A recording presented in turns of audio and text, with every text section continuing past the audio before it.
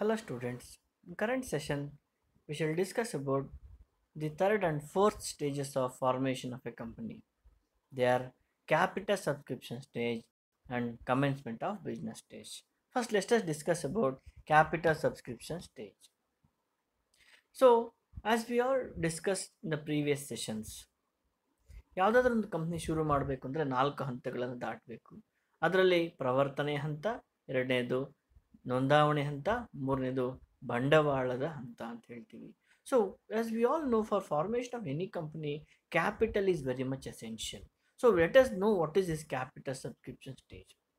A private company or public company not having share capital can commence businessly on its incorporation.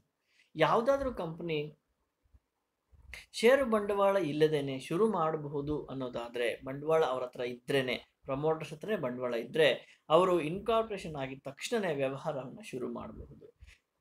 ಅಂದರೆ ಇಲ್ಲಿ ಒಂದು simple ಆಗಿ ಹೇಳಬೇಕು ಅಂತಂದರೆ, A company who wants to issue shares to the general public should go for capital subscription stage, otherwise they can commence their business. As such, capital subscription stage and commence of business stage are relevant only in the case of public company. ಒಂದು ಗಮನಿಸಬೇಕು ನೀವು, ಇಷ್ಟೊತ್ತು ನಾವು formation of company ಅಂತ ಹೇಳಿದಾಗ ಎರಡು private company, public company ಅಂತ ಹೇಳ್ತಾ ಇದೆ. ಬಟ್ ಇನ್ನು ಮುಂದೆ ಕಂಪನಿ ಅಂತಂದರೆ ಓನ್ಲಿ ಫಾರ್ ಪಬ್ಲಿಕ್ ಕಂಪನಿ. ಯಾಕೆಂದರೆ private companies are prohibited or restricted to issue shares to the general public. ಅಂದರೆ ಪ್ರವರ್ತನೆ ಹಂತ ಮತ್ತು ನೋಂದಾವಣೆ ಹಂತ ಮುಗಿದ ನಂತರ ಖಾಸಗಿ ಕಂಪನಿ, ಪ್ರೈವೇಟ್ ಲಿಮಿಟೆಡ್ ಕಂಪನಿ ಅವರು ವ್ಯವಹಾರನ ಶುರು ಮಾಡ್ಬೋದು. But if a public company wants to issue shares to the general public, they have to go for the capital subscription stage. So ಇನ್ನು ನಾವು ಮುಂದಕ್ಕೆ ನೋಡೋದಾದ್ರೆ, a public company has to start accumulating the necessary capital to start its business activity. For this purpose, the promoters issue the prospect to the general public, inviting the subscriptions towards capital. After receiving the application of shares towards the share capital, a public company has to allot the shares to the general public. ನಮಗೆಲ್ಲ ಗೊತ್ತು, ಒಂದು ಸಾರ್ವಜನಿಕ company ಉದ್ದಿಮೆ ಶುರು ಮಾಡಬೇಕು ಅಂದರೆ ಹೆಚ್ಚು ಬಂಡವಾಳ ಬೇಕಾಗುತ್ತೆ. ಪ್ರವರ್ತಕರ ಹತ್ರ ಅಷ್ಟು ಬಂಡವಾಳ ಇರೋದಿಲ್ಲ. ಸೊ ಯಾವ ಪ್ರವರ್ತಕರ ಹತ್ರ ಅಷ್ಟು ಬಂಡವಾಳ ಇರೋದಿಲ್ವೋ, ಅಷ್ಟು ಬಂಡವಾಳ ಬೇಕು ಅಂತಂದಾಗ ಸಾರ್ವಜನಿಕರಲ್ಲಿ ಶೇರ್ಸನ್ನು ಮಾರಾಟ ಮಾಡಬೇಕು. ಅದನ್ನ ಈಕ್ವಿಟಿ ಶೇರ್ಸ್ ಅಂತಲೂ ಕರಿತೀವಿ, ಓನರ್ ಶೇರ್ಸ್ ಅಂತಲೂ ಕರಿತೀವಿ, ಆರ್ಡಿನರಿ ಶೇರ್ಸ್ ಅಂತಲೂ ಕರಿತೀವಿ. ಯಾಕೆ ಬೇಕು ಅಂತಂದರೆ, ಒಂದು ದೊಡ್ಡ ವ್ಯವಹಾರ ಶುರು ಮಾಡಬೇಕು ಅಂತಂದಾಗ ಕೂಡು ಬಂಡವಾಳ ಸಂಸ್ಥೆ, ಬೃಹತ್ತಾದ ಬಂಡವಾಳ ಬೇಕಾಗುತ್ತೆ. ಸೊ ಆ ಕಾರಣಕ್ಕೆ ಎಲ್ಲವನ್ನು ಸಹ ಕ್ರೋಢೀಕರಿಸ್ಕೋಬೇಕು. ಸೊ ಇಲ್ಲಿ ನಾವು after incorporation, so after incorporation ಆದಮೇಲೆ ಇರುವಂಥ ಸ್ಟೇಜೇ capital subscription stage. A board meeting is conveyed ಅಂತ ಹೇಳ್ತೀವಿ. ಸೊ ಒಂದು ಕೂಡು ಬಂಡವಾಳ ಸಂಸ್ಥೆ ನೋಂದಾವಣೆ ಆಗಿದ ತಕ್ಷಣ ಏನು ಮಾಡ್ತಾರೆ, ಒಂದಷ್ಟು ನಿರ್ಧಾರಗಳನ್ನು ತಗೊಳ್ಳೋದಕ್ಕೆ ನಿರ್ದೇಶಕರ ಮಂಡಳಿ ಸಭೆಯನ್ನು ಕರೀತಾರೆ. ಸೊ ನಿರ್ದೇಶಕರ ಮಂಡಳಿ ಸಭೆಯಲ್ಲಿ ಏನೆಲ್ಲ ನಿರ್ಧಾರ ಮಾಡ್ತಾರೆ, ಏನೆಲ್ಲ ನಿರ್ಧಾರಗಳನ್ನು ತಗೊಳ್ತಾರೆ ಅನ್ನೋದನ್ನು ನೋಡೋದಾದರೆ, ಅಪಾಯಿಂಟ್ಮೆಂಟ್ ಆಫ್ ಸೆಕ್ರೆಟರಿ. ಸೊ ಒಂದು ಕಂಪ್ನಿ ನಡೆಸಬೇಕು ಅಂದರೆ compulsory a secretary is necessary. Appointment of ಸೆಕ್ರೆಟರಿಯನ್ನು ಮಾಡ್ತಾರೆ. First secretary of a company is appointed by promoters. After incorporation the secretary may be continued or it may be removed or new secretary may be appointed. Appointment of bankers, auditors, solicitors, brokers, etc.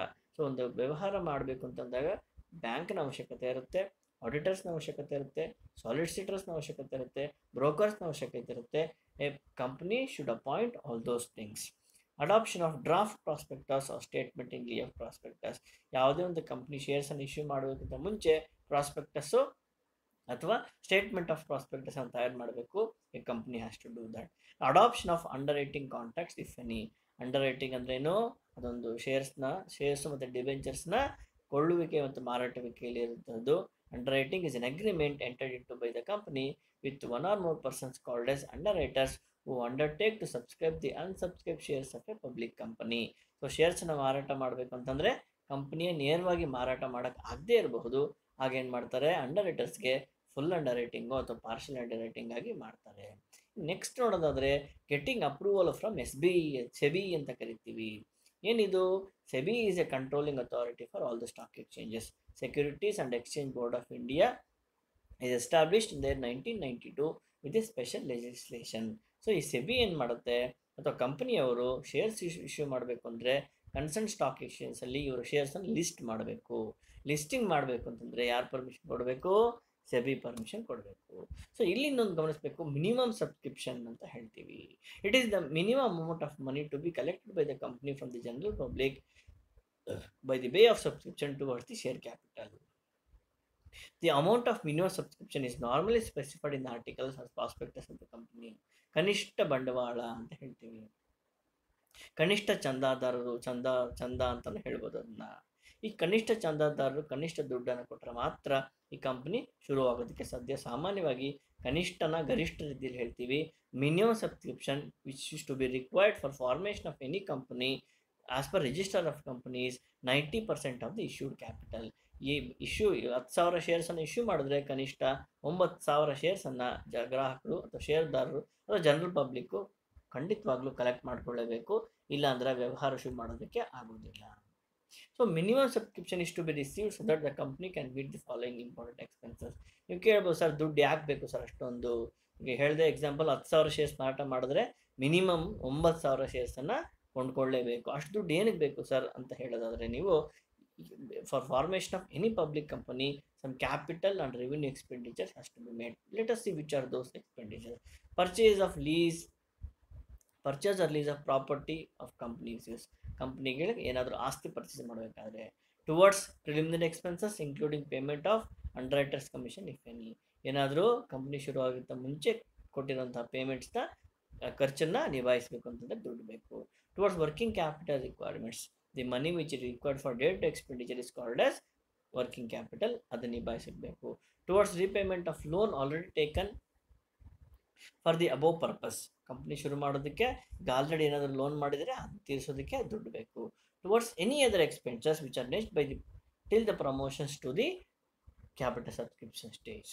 So ಇದು ನೀವು capital subscription stage ಅಂತ ಕರಿತೀವಿ.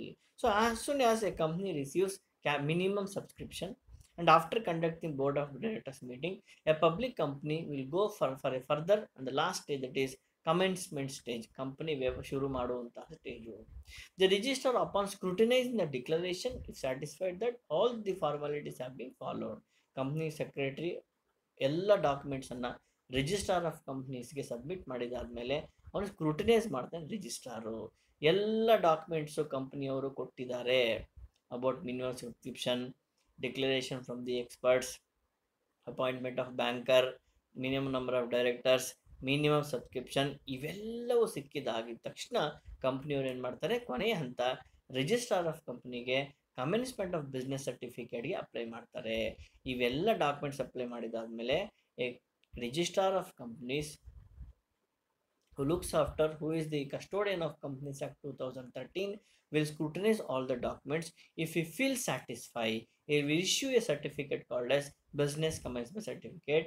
After getting the business commencement certificate only, a public company who issues the shares to the general public can commence their business immediately. A public company is entitled to commence business only after getting the commencement certificate. ಆಗಲೇ ಹೇಳಿದಾಗೆ ಖಾಸಗಿ ಕಂಪನಿಯವರು 2ನೇ stage ಅಂದರೆ ನೋಂದಾವಣೆ ಹಂತ ಮುಗಿದ ತಕ್ಷಣ ವ್ಯವಹಾರ ಶುರು ಮಾಡ್ಬೋದು. ಆದರೆ ಸಾರ್ವಜನಿಕ ಕಂಪನಿ ಅಂದರೆ ಯಾವ ಸಾರ್ವಜನಿಕ ಕಂಪನಿ ಶೇರ್ದಾರರಿಗೆ ಜನರಲ್ ಪಬ್ಲಿಕ್ಗೆ ಶೇರ್ಸನ್ನು ಇಶ್ಯೂ ಮಾಡಿದೆಯೋ ಅಂತಹ ಕಂಪನಿಗೆ ರಿಜಿಸ್ಟ್ರಾರು ಬಿಸ್ನೆಸ್ ಶುರು ಮಾಡಬಹುದು ಅಂತ ಕಮೆನ್ಸ್ಮೆಂಟ್ ಆಫ್ ಬಿಸ್ನೆಸ್ ಸರ್ಟಿಫಿಕೇಟ್ ಅನ್ನು ಕೊಡಬೇಕು. ತದನಂತರ ಮಾತ್ರನೇ ಈ ಪಬ್ಲಿಕ್ ಕಂಪ್ನಿ ವ್ಯವಹಾರನ ಶುರು ಮಾಡ್ಬೋದು. This is the last stage in formation of a public company.